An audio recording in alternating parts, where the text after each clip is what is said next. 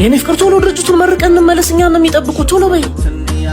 ምን አይነት ድርጅት እንደምናስመርቅ ሳትነግረኝ ታጣድፈኛለህ እንዴ? ምን አስቸኮለሽ? ስንደርስ ታየው የለ?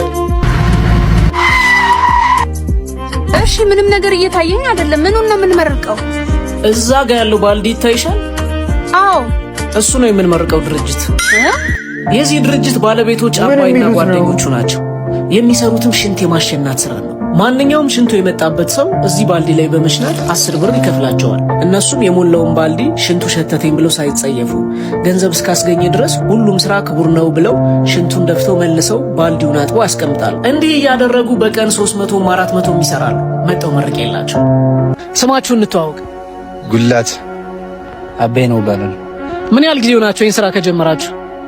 ሁለት ወር ምናምን ሆነ መሰለኝ። ሁለት ወር። ይህን ስራ ለመጀመር ሐሳቡ እንዴት መጣላችሁ?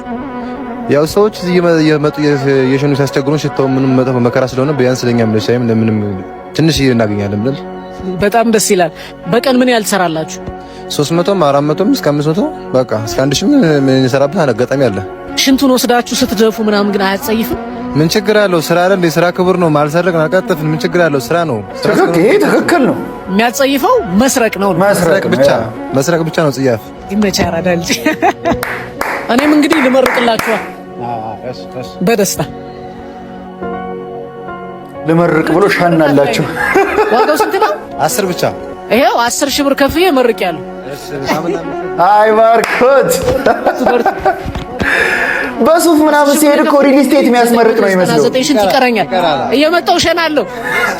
እሺ ይህ ድራማ አይደለም። በሚያስተምር በሚያዝናናና በድራማ መልክ የሚሰሩ ሰዎችን በአቅማችን የምናግዝበት ይህ ድራማ አይደለም የተሰኘው አዲሱ ኮንተንታችን ነው። እንደ ሀገር ለማደግ የሚሰሩ ሰዎችን ደገፍ ማድረግ ባርኮት አድቨርታይዚንግ። እኛም እንግዲህ እየሰራን ነውና ፎሎ እና ሼር እያደረግን 999 ጊዜ ወይ ጉድ!